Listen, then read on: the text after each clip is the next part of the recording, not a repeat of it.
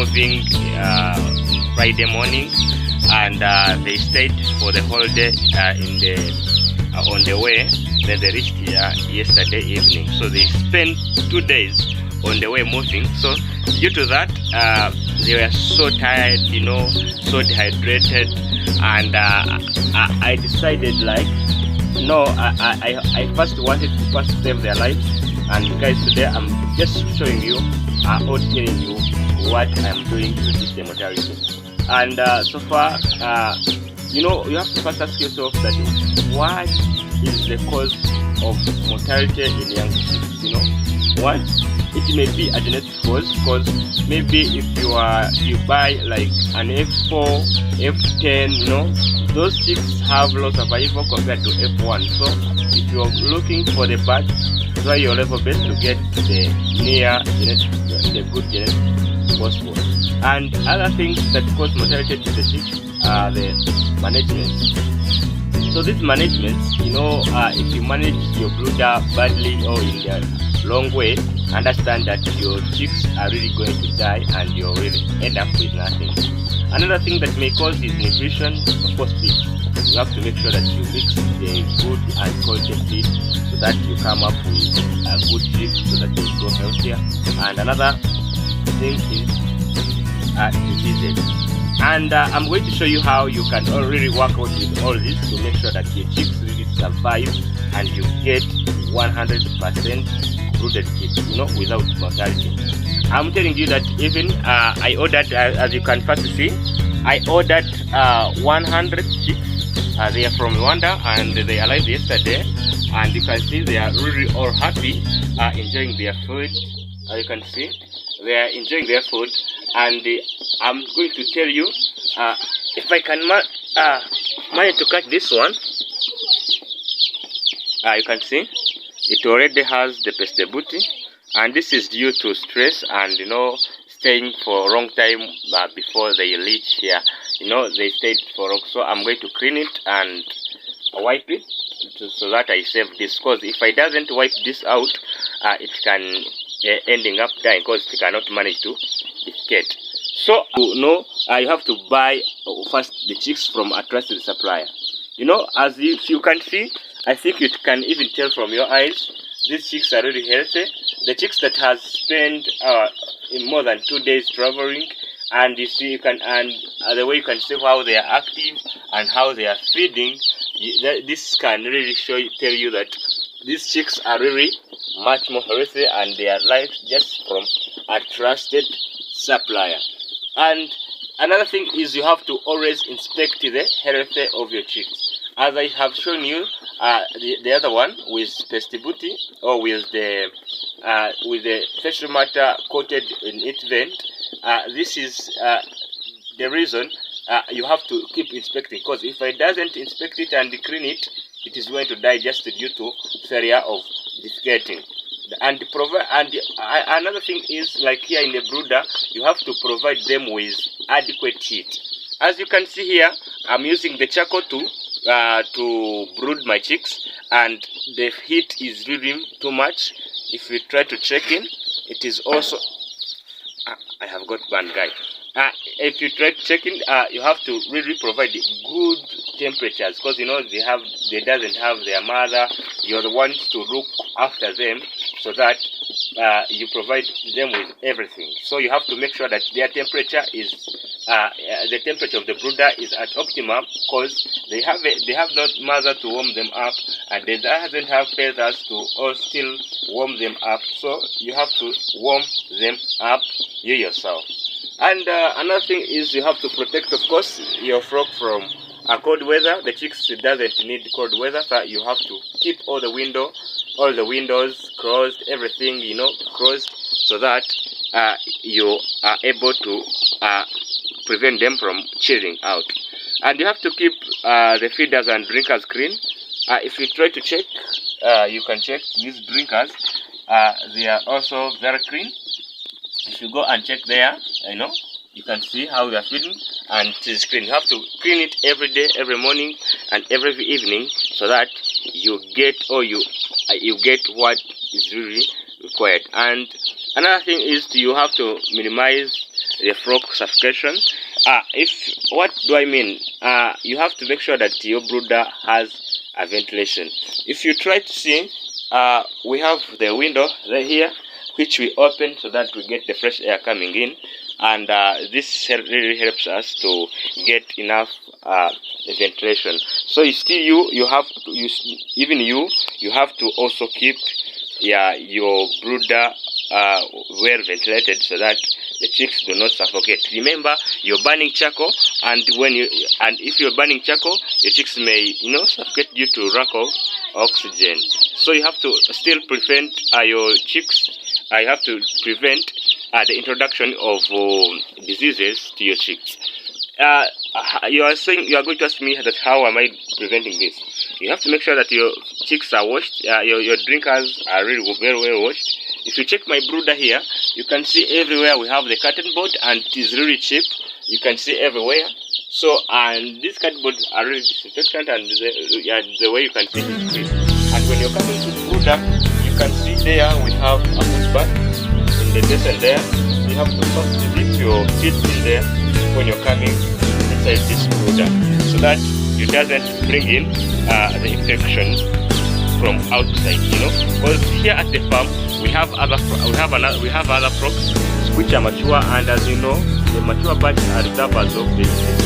So when you just go and enter from those mature chickens to come here in the brooder, you're just gonna bring the infection. So what you have to do is you have to first keep your feet in your hand and then come in the brooder. So another thing is you shouldn't feed your chicks with the marauded feed, because like here, I always mix everything for myself, but I make sure that I got quality ingredients. So if it doesn't use quality ingredients, like you use the marauded feed, especially maize, you use marauded maize, your chicks are going to suffer from diseases, like especially fungal diseases, and your chicks are not going to grow. Most of them will die. So you have to make sure that all you do is really paramount to your chicks, and you have to serve your birds with mud, water, and feed. And you have to give your birds first water before you introduce them with feed. Because if you give them feed before water, remember they are dehydrated, they are from the wrong way, they have been traveling for and they even have stress. So if you have to first give them water so that they get rehydrated, and then you give them feed afterwards. Then another thing you have to just maybe do is to keep your birds from predators, because you have to make sure that the brooder is secure. Because the moment the cat gets in, it will kill all your chicks, and you will end up in a loss. So you have to make sure that your brooder is predator-proof. So another thing is you have to do is you have to strictly follow the medication and vaccination program. As I have showed you guys, we are following the medication and the medication program. Entering in, first dip your feet, and when you come in, we mix all the glucose, the vitamins in, and in this week we shall also vaccinate them, of course.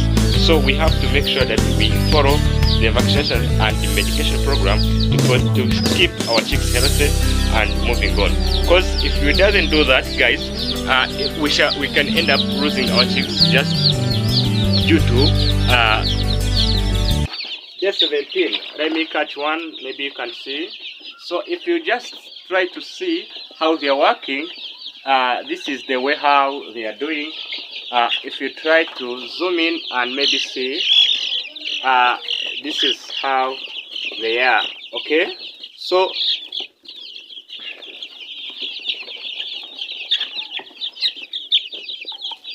see guys how they are really performing. Okay, you can be able to see maybe. So this is day 17, and of course most of them have already feathered, and typically I'm about to remove the heat, and I'm going to tell you how I have managed to do this, so that they have to be able to grow them faster at this level as you are able to see them, guys. Because if you try to see them, they have tried to grow faster than how you could expect them to be. So it's better that I really tell you what I have been able to do, so that I'm able to achieve this. They are scared, guys. They have all moved away from me because maybe I have said with a strong sound, so they decided to walk away from me. As you can see, they are already there in the corner. See guys, how they are in the corner. They have just went away from me because they are just scared of me. Eh? Yeah. Okay. They will just get to know to come back to me. Guys, then I'm going to tell you why I have been able to achieve this massive and good growth out of my chicks. Remember, we are just rearing saso here. These are saso, and they are 100. And out of 100, I have only lost 3, and 2 died on the first day when we were reaching here because they were so tired. I think I told you that in the previous video. And one died due to it was just an accident because I forgot to put I forgot to put I forgot to put the cover on the pot.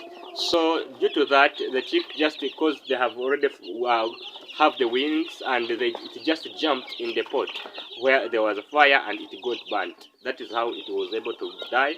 And so far so good, because we are entering in week 3 of almost, because on Saturday, today is Thursday, I think. Yeah, it's Wednesday. Today is Wednesday, and on Saturday they will be turning to 3 weeks. And as you can see, so it means that they are on 2 weeks and a half. This is 2 weeks and a half, and they have grown so massive.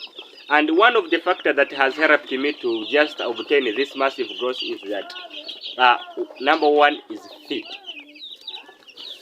Here on the feed, I doesn't use any other feeds. Like I did not use pellets. I did not use concentrates, because everything is mixed from here. Guys, according to the way how I told you how to mix your own feeds on a previous video, the same schedule is the one I use here. So I have used that, and I think you can be able to see this progress. So far so good. It's not so much bad. I think we are so far very good. We are moving on, you know. So another thing is management of heat, because if you can see right now, we are using only 1 pot so far, but still we had 2. But as I see that they are growing and it doesn't need much more heat, I decided to keep reducing the heat. Like during the day, I decided to open the windows and it doesn't light or heat. Then I'm right now heating on at night. And again, if you can see my litter, it's very dry and well maintained, you know. So everything is really maintained and it's really paramount here. So another thing is we tried to provide enough biosecurity here, because no one else is allowed to enter here in the brooder except me. It's me alone who is taking care of these chicks. No one else have ever entered here to see how they are progressing. Anyone who wants to see just how they are progressing, I just show her pic. So we tried to keep the old diseases at the bay, and again we gave them good vitamins and minerals and good feeds when they were arriving. So I say that I cannot hide to share this alone. I had to also tell it to you, so that maybe you are able also to get this good video, guys. Again, if you another thing that maybe has helped me to keep them grow faster and obtain its supervision. Most of the farmers doesn't have time to look after their birds. I was so keen, because by the time they reached here, 10 of them were so in crucial condition.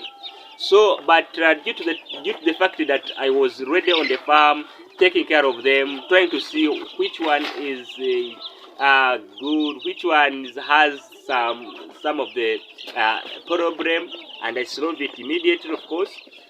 Among the 10 which were in the very bad condition, I lost only 2.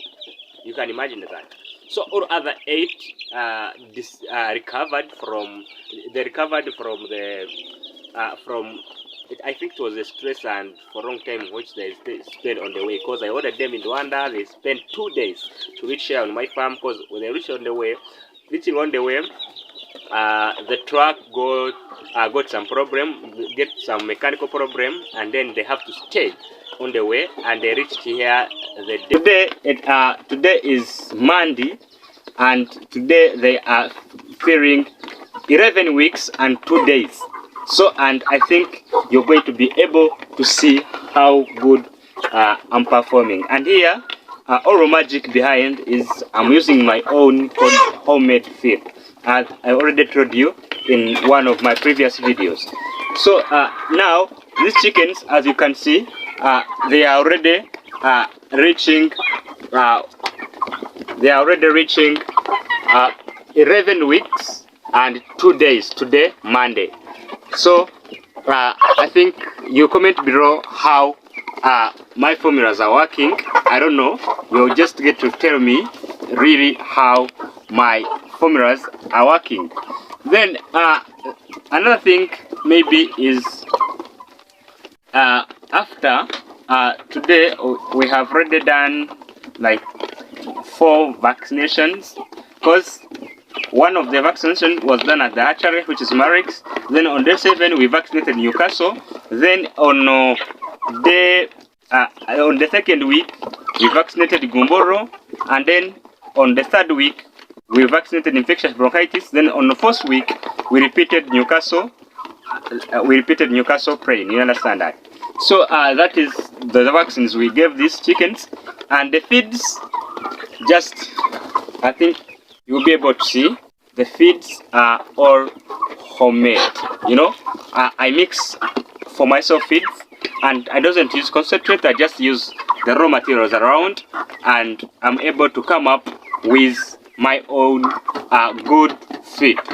So then, because why I say that I'm able to come up with my own good feed is one thing, because if I mix for myself, I know how soya was roasted, because I buy the raw soya from the garden, then I'm the one to roast it.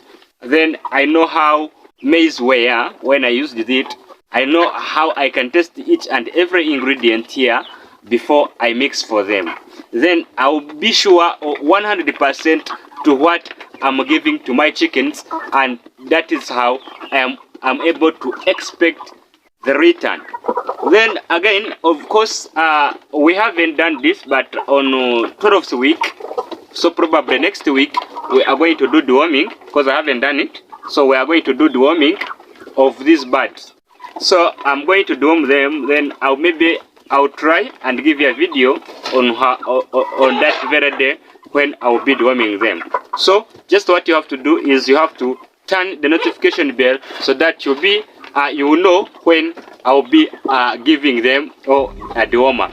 Then I think according to weights, I'm sorry I did not put on the weighing scale. I did not weigh them. But if you get this chicken and you weigh, it is probably 2 kilograms. And most of you, I know you're going to be so curious, and you say, how do you say 2 kilograms to layers which are 11 weeks? These are not layers. I'm doing dual purpose rearing. These are sasso. The only thing I did, because I wanted to push them for eggs, I selected all the cocks that came with the chickens, and I sold them away when they were still chicks at 1 month. Then I remained with only females. So these ones are females, which I only remained with. I think you are able to see. I think there are some cocks that came in. It was not an error. Instead, I did it intentionally, because I want to bring in another crop of the croiders. Then I give them these cocks. So these are the cocks which I saw that they had very good characters of. I think you can see they are very they are very stubborn, you know. So these are the cocks which I saw that they have a good characteristics for multiplying, because not breeding, for breeding maybe. So they have good characteristics. So I decided to keep them. In this crop, I left only 5 cocks. So, but when they reach around 17 weeks, I'll be able to remove the cocks and put the cocks, or I put the chickens which I want to breed, or I put the specific cocks which I want them to mate. But the problem is one. The cocks which I'm going to put in this in this flock is much younger, because it is younger than this for around, because now they are 1 month and these ones are already approaching 3 months. So it's a way more problem. So it means that I'll have to wait for the cocks until they grow and then I start mating. So it means that when these chickens start laying, I'll wait for more 2 months so that I'm able to collect the eggs for hatching. So I'll be giving all the updates on how I'm doing it. Just what you have to do is only one thing. You have to just subscribe to my YouTube channel so that you not miss anything I'll put on air. So another thing, maybe I would tell you, maybe some of you I know that are going to say I'm lying. These are not only 2 months, because they haven't reached 3 months.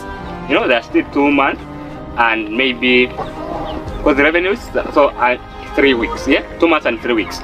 So imagine a chicken of 2 months and 3 chicks, that is and 3 weeks, that is looking like this, like as if it has 16 weeks. It is due to good management, of course, and care, as I have been telling you on this channel. So that's why I encourage you to do whatever I tell you, because what I tell you to do is the same way I'm doing here, and I just want you to succeed the way I'm succeeding here. Because these chickens, I'm expecting them to start laying at when they are only 18, between 18 and 20th week. And you know, most of the people who are doing dual purpose, they get egg, they get the first egg in 22nd, 23rd, even 26th week, of which I'm not expecting here. Just what I'm telling you is one, just subscribe. I'll be showing you everything, because everything will just be vital. And another thing maybe I can tell you is one thing. Most of the people say that chickens eat a lot, but I have done a video on feed wastage. You can just go back. In some previous few days, I done a video on feed wastage, on how I'm doing it. I think you are able to see. We are using this the plastic feeders. We are able to see even here and even here. You are able to see how we are doing this. So what I will tell you is one thing. If you want to succeed in this venture, or in poultry venture, as you can tell, I'm still on small scale. Well, I understand that, but if you go to most of the channels, will tell you that if it doesn't have hundreds or thousands of the chickens, you're not making money. But here I prove them no, you cannot make money because you have a lot of chickens. Instead, you just make money from your chickens because of the care you are giving to the chickens and how they are performing. Because already they are still at 2 weeks, and I'm not giving them broiler feeds to boost their growth.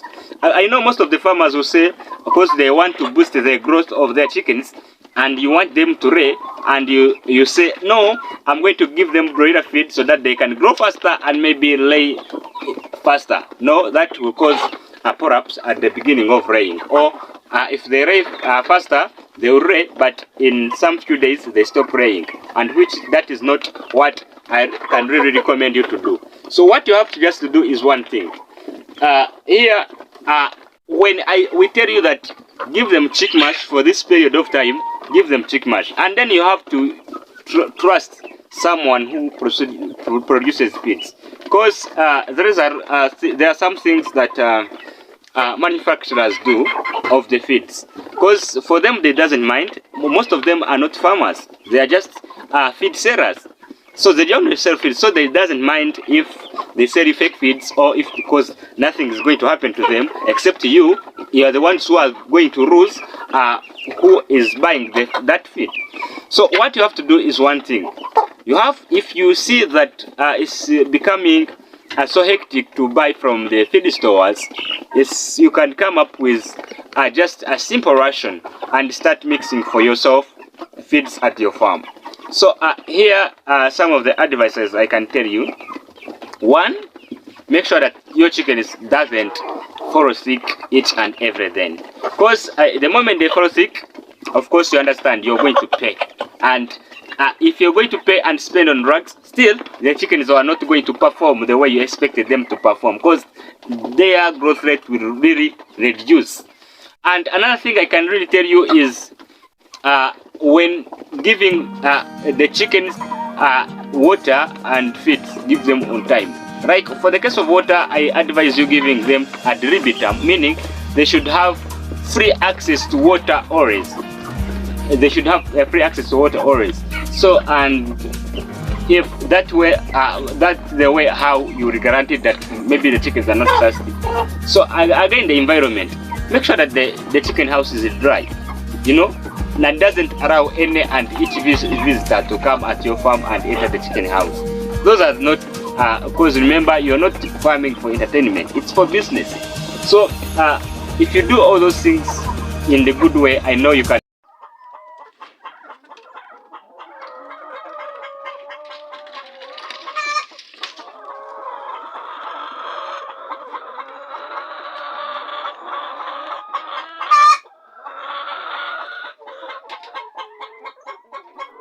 Today they are filling 22 weeks and they have started the production. And guys, I think you can be able to see how they are really working.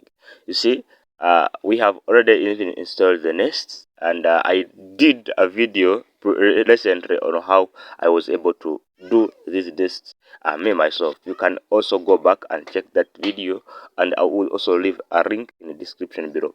Then they have now started laying, and they are not yet at the peak production, but we have started picking in eggs.